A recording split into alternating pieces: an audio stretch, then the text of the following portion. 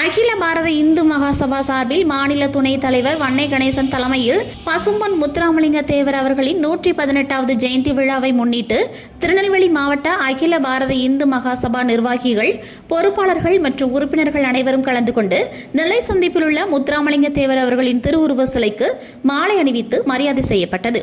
மேலும் கருங்குளம் மாவட்ட இளைஞரணி தலைவர் ஆதி அருண் ஏற்பாட்டில் நடைபெற்ற பால்குடம் மற்றும் முளைப்பாரி ஊர்வலம் துவக்கி வைக்கப்பட்டது. காலை 11 மணி அளவில் நெல்லை மாவட்டம் சங்கர் நகரில் உள்ள வடக்குவா செல்வி அம்மன் கோவில் ஆற்றெதிரே வைத்து நெல்லை மாநகர் மாவட்ட துணைத் தலைவர் செல்வ கணபதி தலைமையில் தச்சை மண்டல தலைவர் மாடசாமி, துணைத் தலைவர் செல்வராஜ் ஆகியோரின் ஏற்பாட்டில் மாபெரும் அன்னதான நிகழ்ச்சியும் துவக்கி வைக்கப்பட்டது. இதில் நிர்வாகிகள் அனைவரும் கலந்து கொண்டு சிறப்பித்தனர்.